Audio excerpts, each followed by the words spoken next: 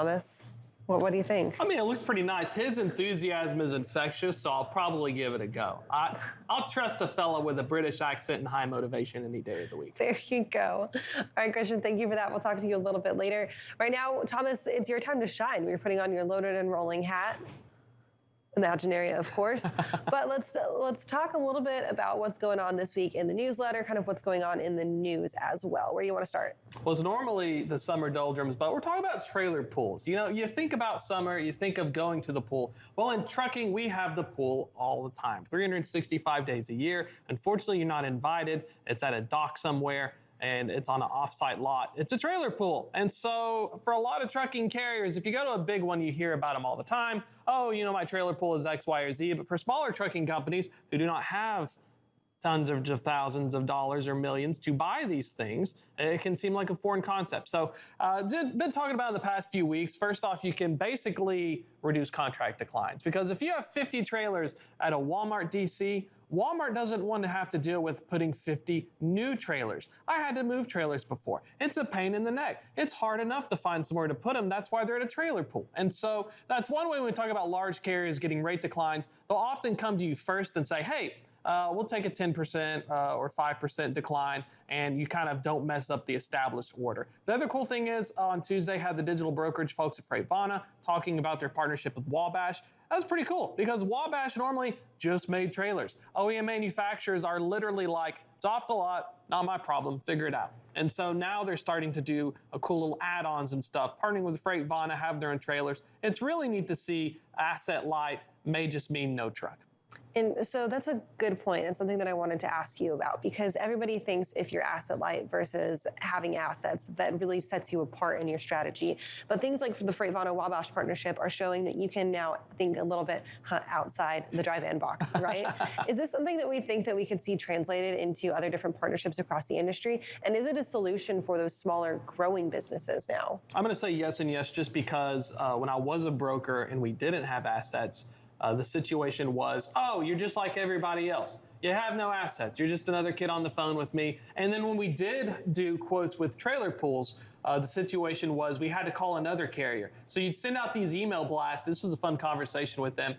You'd have the same carrier getting quoted by 6 different brokers. And so, you know, where's the stickiness, folks? And at the end of the day, trailer pools are a means to have a stickiness, so that way the customer doesn't tell you to pound sand. You can also basically make their operations a living hell by not moving your trailers out fast enough. I've actually done that before, on accident, of course. I'm so sorry for the DCs in Kansas. I love you all very much, but it has happened. And so when we're talking about the future, that's definitely the situation, because a brokerage that invests in a trailer with their name on it, while counterintuitive, opens up this realm of contracted, committed volumes, and customers are more familiar with that. If you and I were 2 brokers and we're talking to a Fortune 100 shipper, you have no trailers, I have trailers. The customer is going to say, this guy's got, speaking my language now, pay to play. You know, you can ante up at the poker table here. And for small fleets, the unfortunate truth is they normally cannot even get in the door without that leverage of scale. So with that, staying on the small fleet thing, we talk about how trailer pools can kind of be a protection against contract rate declines for those large fleets. Where do trailer pools protect the smaller fleets then?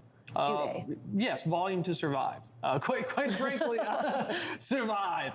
You know, most of your small carriers, like 1 to 5, 5 to 15, you find yourself a small customer, usually geographically close to where your terminal or parking lot is, and you run for them. We call that I'm running my customer freight. That was the Dear John every time I solicited a carrier and they would hang up on me. And so, you know, you find a broker to return back. Now, some of these folks will have small trailer pools, maybe 5 trailers, but opens up the door for flexibility and committed freight that's less volatile. Because, you know, 70% of the market on a good day is contracted freight. Right. The routing guide is, like George Carlin says, it's a big club and you ain't in it. And so what this allows these smaller carriers to do is at least get a toehold in the routing guide. Obviously, you got to figure out what to do with your trailer. It's not like, you know, you got to use their trailers. But at the same time, this provides a much needed lifeline if you can negotiate it right, because when spot rates fall, you got to hang on to something. And having committed volumes is oftentimes one of the solutions. Right. So let's move on to our second topic of the day. This is a story that John Gallagher wrote up yesterday, and it's something that the Drug and Alcohol Clearinghouse has been kind of turning over for a while. The FMCSA has been kind of turning over for a while also. It's about using hair follicle testing for drug testing. And if it's good, if it's bad, we know that hair follicle results turn back positives way more often than saliva or urine results do. Let's get your thoughts on this. How does hair follicle testing fit into the trucking industry?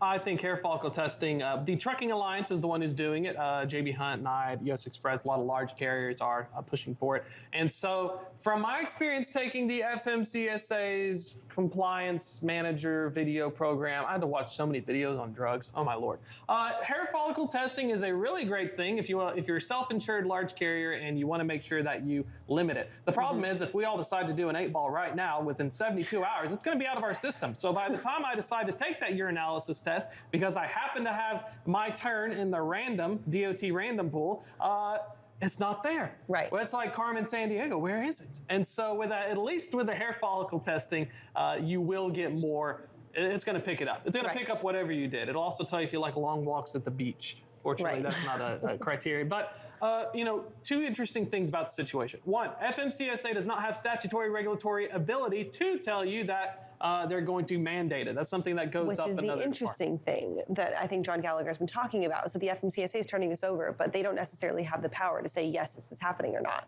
Correct. Now we're seeing government agencies start to do the internal Game of Thrones where it's like, we're talking about it, we're not doing it, but we're talking about it, and now you're thinking about it. And that's the strategy going on right now. Large carriers want this because dang those pesky owner-operators and all of these drivers. And it's ironic, but large carriers do want stricter safety protocol, one, as an anti-competitive measure, but two, because they're often self-insured. You can't go to Reliance Partners and say, I got 5,000 trucks. How do you get insured? They're often self-insured. That's why when Werner had that accident, it came out of the bottom line. Right. So, this is coming from legal. You're going to make sure you can do everything you can to put it. And so if you have the situation where they want to upload their data from hair follicle testing into the alcohol clearinghouse, then by extension, that's a way for them to not only maintain market share, but also kind of be safer. So there's two ways to the story. It's not just, well, I want the roads to be safer. It's also, screw you, small carriers. So I guess with this, you probably wouldn't be able to answer this question, but I can get your thoughts on it, is states that allow both recreational or medicinal marijuana use, and you talk about hair follicle drug testing. Obviously, if you're a driver and you get randomly drug tested, if you're not popping positive on a urinalysis or a saliva test, it's because you weren't actively in the use of that substance in the last, 24, 72 hours. But on a hair follicle test, if you live in a state where medicinal or recreational use is legal, and then you come up positive on a hair follicle test, how do they know if you were using on the road or during your legally allowed times? You can't know, right?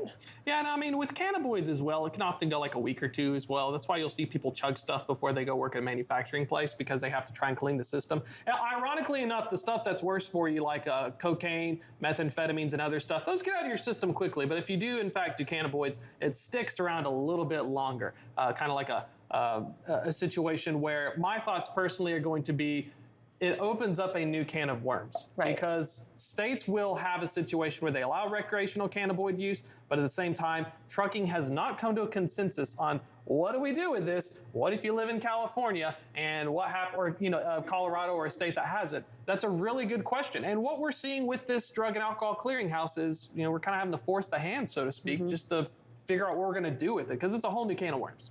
Right, absolutely. Well, Thomas, interesting as always for our Loaded and Rolling segment today. You can catch your show on Tuesday afternoons, and then, of course, catch your newsletter by subscribing on freightwaves.com.